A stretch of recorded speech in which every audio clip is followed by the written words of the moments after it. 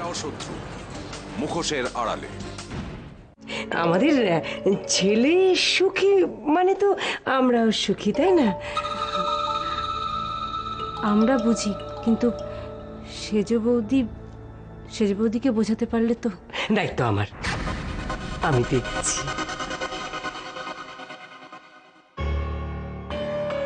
হঠাৎ পাল্টে গেল কেন? নির্ঘাত কিছু একটা ভেবেছে, আবার নতুন খেলা শুরু করবে না তো? কি আশ্চর্য, আমি তো কিছুই বুঝতে পারছি না। হারটা চুরি করলাম, এখন বলছেন হারটা ফেরত দিয়ে আসতে। এটা তো একটা বোকামো।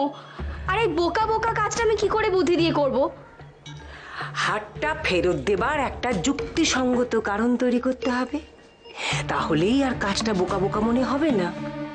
হ্যাঁ ঠিক আছে, মানে সেই কারণটা না জানলে তো আমার মাথা থেকে কোনো বুদ্ধি বেরোচ্ছে না। তোমাদের সিআরডি মানে এটা একটা ভালো ব্যাপার, জানো তো। অ্যাসাইনমেন্ট থাকলে কাজ, আর অ্যাসাইনমেন্ট না থাকলে টই টই টই টই টই টই। আর আমাদের সে যত জ্বালা, সকালে রেপ কেস, দুপুরে মার্ডার কেস, বিকেলবেলা ছিনতাই কেস, ধরপাকড়, কিছু না কিছু লেগেই আছে। তার মধ্যে আমার এই বাহন বিট্রে করে। চল বাবা চল। কেনাই কি কেনাই? মানে আমি একটু দেখি যদি পারি। কি হলো, চলে না? Please try. মনে হচ্ছে হয়ে গেছে। কি বলছো? সকাল থেকে এতক্ষণ ভোগাচ্ছে, তুমি হাত দিলে হয়ে গেল?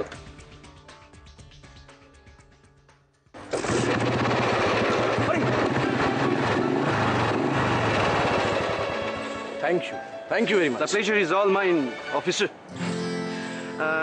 অমিত স্যার বলেছিলেন যে আপনার কাছে একজনকে কাজে পাঠাবে। মজা আমার কাছে? কি কাজ? সেটা নয়, আপনার থানায় গিয়ে এক কাপ চা খেতে খেতে বলে যাক। Not a bad idea. চলো।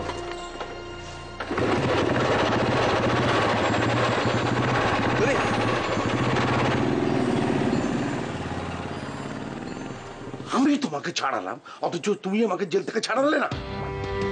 স্যার আমি আপনাকে ছাড়াবো বলছেন? বলুন, আমার আপনাকে ছাড়ানোর মতো ক্ষমতা আছে? আপনি বলুন না। তাই নাকি? হ্যাঁ তাই। যার ক্ষমতা আছে তাকে কি বলো? সেটা করোনি কেন? বলো তুমি সেটা করোনি কারণ আসলে তুমি ভাবোই নি আমাকে জেল থেকে ছাড়াতে হবে। সে কথা তুমি ভাবোই। একদমই নয় স্যার, আসলে পুরো ব্যাপারটাই। দেখো, আমাকে কিন্তু একবার বুঝতে আসবে না। আমি বারবার বলছি তুমি ভাবো ভাবো ভাবো। দেখছি দেখছি মানে দেখছি দেখছি। অজয়, একটা কথা তোমাকে জানিয়ে রেখে দিই, যেই উকিল দিয়ে তোমাকে আমি ছাড়িয়েছিলাম সেই উকিল দিয়ে কিন্তু আমি আবার তোমায় না জেলে ভরে দেবো। মেসা, এত উত্তেজিত হবেন না, আমি দেখছি। উত্তেজিত করো না, যত উত্তেজনা প্রশমিত হয় সেই ব্যবস্থাটা করো। যাও কাম। আসি মেসা। টুপিট ফেলা। শরীর খারাপ। তুমি আমাকে রেডি হতে বলে আর নিজে বসে বসে ফাইল দেখছো? চলো দীপক, লেটস মুভ। কোথাও যাওয়ার জন্য তো তোমাকে আমি রেডি হতে বলিনি। আমার বাড়িতে কিছু গেস্ট আসবে, ওই জন্য তোমায় রেডি হতে বললাম।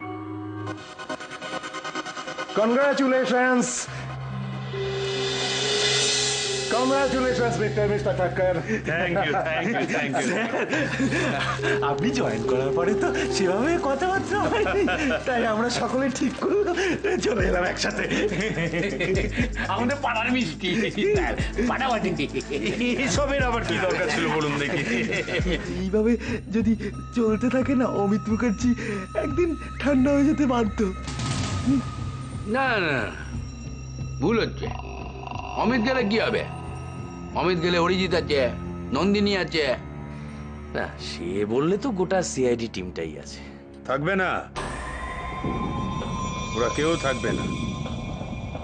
আসলে ওরা সবাই অ্যাকচুয়ালি অমিত মুখার্জির ডানা, আর আমি আবার অমিত মুখার্জিকে ডিস্টার্ব না করে শুধু ওর এই ডানাগুলোকে কেটে দিতে চাই। এরাও শত্রু মুখোশের আড়ালে।